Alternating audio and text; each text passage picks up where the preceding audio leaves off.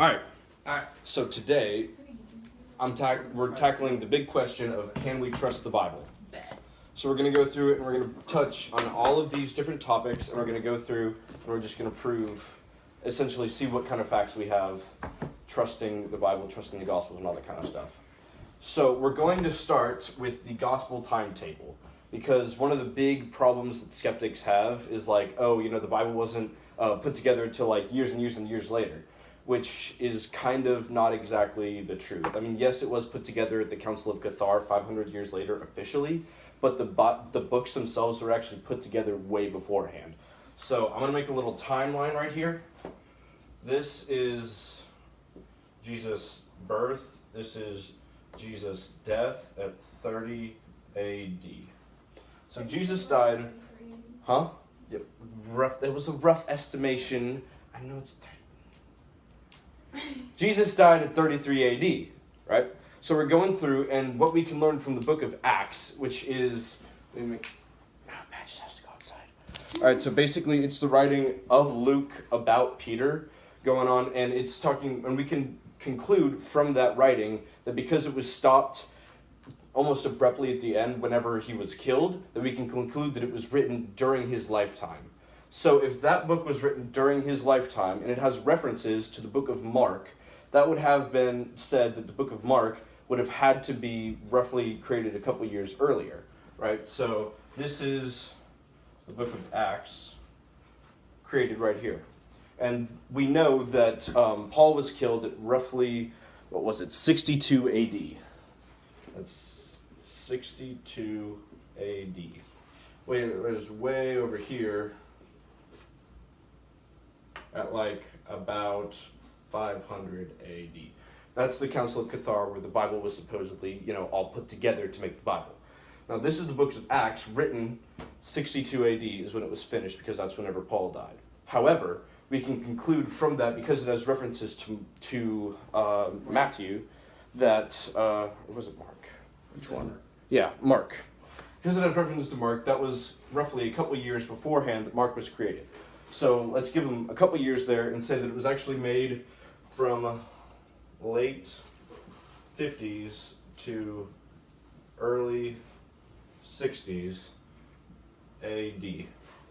So basically, now we have definitive proof that proves that one of the big books of the gospel, where it's written down the accounts of everything, was created within roughly a 30-year gap of the actual events happening, which is the equivalent way back then to like a massive news flash.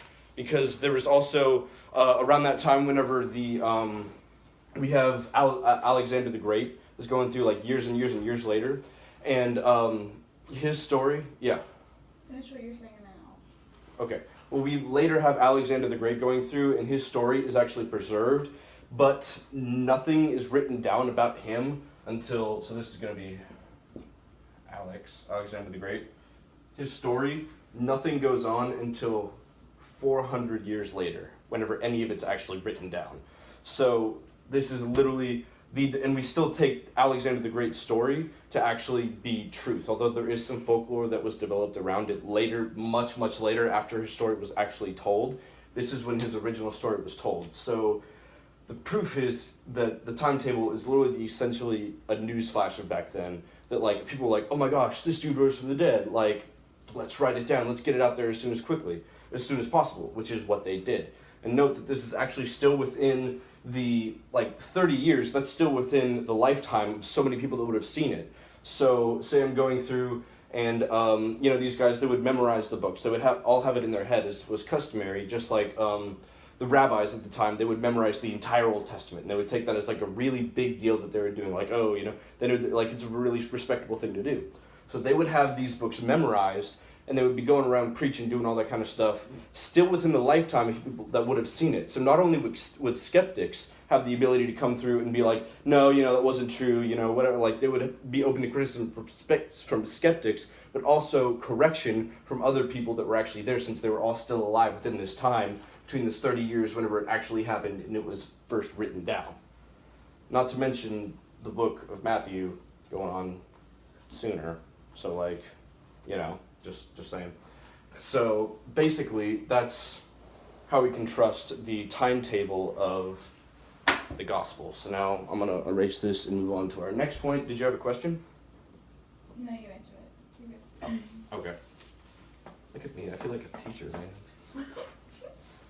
These whole questions. Mr. Green, can I go to the restroom? No, not till I'm done. All right. So, And I gotta go number 2. the gospel preservation, no, I don't care. The gospel preservation was actually preserved. A lot of people are like, well, they didn't really have a whole lot of writing back then. Like I said earlier, they actually preserved it by memorization, which is an extremely, extremely common thing that I said earlier, that they would go through, and everybody, because they didn't have kind of like our attention span that we have today. They didn't have technology. They didn't have technology or anything like that. So their attention spans were a lot greater, and thus their mental capacity was, it was a lot more common for people to have like long excerpts of things memorized, because that's how they preserved knowledge back then, before they had, things to write it down, before they would like compile books and things like that. Next, we have a big one, which is gospel contradictions. So, if I tell you a joke, like I tell you a really funny joke, and you think it's funny, and you go to work, or you go to one of your friends, and you go out and you tell the joke. You may tell the joke just a little bit differently than I do, but with the same punchline, which is the idea that we're going with here in the contradictions, is in any given story, there's roughly a 10 to 40% of deviation between the stories told from one person to the next. Like if you ever played the game Telephone, it changes, but what the problem is with the game of Telephone, and that's why a lot of people like to use this as like, oh, this is why the Bible can't be true, because just look what happens if it's told from one person to another, and all of a sudden it's completely wrong. It's a completely different thing than what we started off with. But that is not exactly how it happened. If I were to tell you something, and I say, I don't know, Patches is cute, then it goes around and it turns into something totally different. But you're not taking the attention. If I told you, I met this guy, his name is Jesus, and he was resurrected from the dead, and he did all this crazy stuff, you're sitting there, and because you're taking in this information, and you're memorizing it so that you can kind of have almost your own Bible, but it would have to be up here at the time.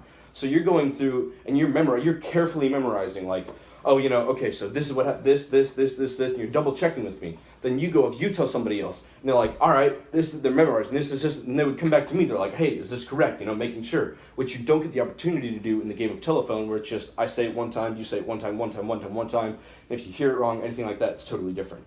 So the game of Telephone is a horrible, it doesn't stand up in the eyes of scrutiny.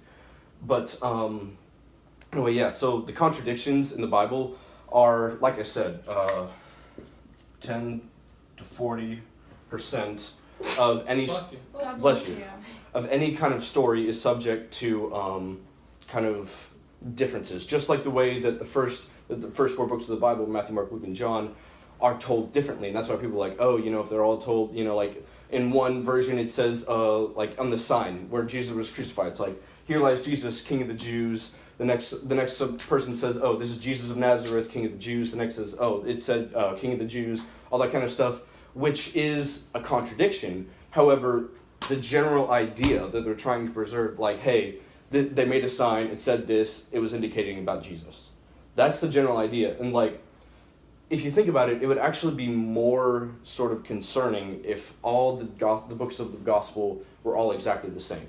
Because they're written by 4 different people at 4 different times independently. So if I told a story and you told the story the exact same way,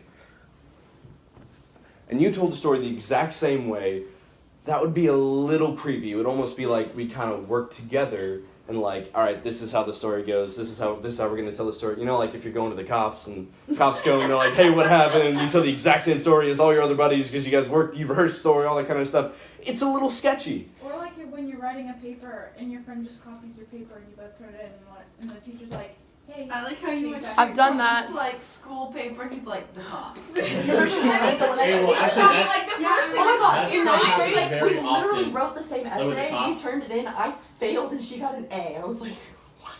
All right. So basically, regardless of this 10 to 40%, the subject has changed. The base ideas are all there, and they're all similar, and they shouldn't exactly be the same because they're written by independent people. So now we've gone through the gospel timetable, the gospel preservation, and the gospel contradictions. Now we're going through and where's this? And go through it, and we're going to discuss whether or not Jesus could be kind of considered the Son of God, which is nothing that I can actually prove whether or not, because, as we all know, Christianity is kind of based off, here are the facts, here's what we know, it's your turn to make the decision. It's your turn to kind of make the belief.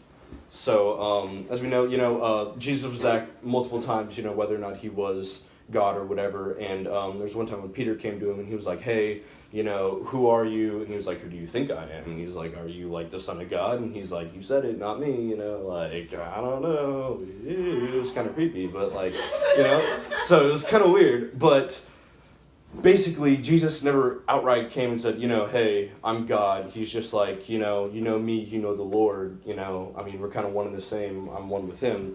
But the one thing that we can do is go through and here are a bunch of the sort of the guidelines. Like, if you're going to be the Savior, if you're going to be the King of the Jews and everything, you have to meet these criteria.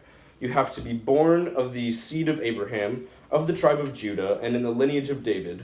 He said he would be born of Bethlehem, that he'd come while the temple was still in standing, that he would be born a virgin, that he would be born of a virgin, that he would open his eyes to the blind, unstop the ears of the deaf, and cause the lame to walk, that he would be rejected by his own people. The scriptures foretold the precise time in history when he would die, how he would die, and that he would rise again from the dead. So the odds of anyone at that time meeting any 8 of those, not like, rise from the dead, like meeting any of the 8 practical ones, are 1 in 100 quadrillion. That anyone would have randomly been born just of meeting all these, he was son of David, he was born of a virgin, he was doing all this stuff. 1 in 100 quadrillion, which is, I don't have to tell y'all, that's, Write it out. It's gonna be 15 zeros. 1 and 1. 12, 13. Yeah, you could have just written. Those are some 1 good million. They chances. said write it out, so you could just. Those are some pretty bad chances. You have a better chance of getting. Wait. It looks like periods. It's like dot dot dot dot dot dot. Wait. You have Okay. a better chance of getting struck by lightning, like 4 times, I think it was, or something like that. No, that was 18 times. Hmm? Because you have like a 1 in 1 trillion chance of being struck by lightning. You have a better chance of getting struck by lightning a lot of times than actually doing this. So now, so those are some of the facts, that the odds that this would happen completely randomly. Now, of the time when Jesus is going around, he's performing miracles, he's making the blind see, the lame walk, the deaf hear, all that kind of stuff. At no point in that time did any skeptic or anyone ever accuse him of not being able to do those things. The only thing they were able to accuse of is being like a heretic or some kind of like a sorcerer or some kind of a witch, something like that. But they all, never in any recorded history is it recorded saying, no, Jesus did not, go and make that deaf guy hear, He's just referred to as where the source of his power kind of came from. Then the other thing that I wanted to talk about is whether or not the disciples would have lied. So Jesus met all of the criteria to be the Son of God, which the odds are 1 in 18 zeros, 1 in 100 quad. Yeah, they were not in his favor at all. And he was like, everyone was in agreement at the time. He's going around and he's making all these miracles happen. Everybody could agree to that because there were so many, hundreds of thousands of witnesses that would come and be witness to his miracles. So he's doing some pretty crazy things. And another thing that a lot of people kind of, would the disciples kind of have made up that, they read the Old Testament, they say, hey, here's all these, things that Jesus would have to be, and they just kind of made up that this guy existed, and they just kind of made up this guy like, oh, here's the dude, he came and he fulfilled all of them, like, oh, what a coincidence. But at the time, that is very, very, very, very, very not likely that they would have done that, because eventually they were all kind of paid the price, and most of them killed for it. So it's not like, they would just go out and challenge the church and do all these kind of things, because they all ended up really suffering for it. So there's not a whole lot of motivation on their part to go out and do all that kind of stuff because I mean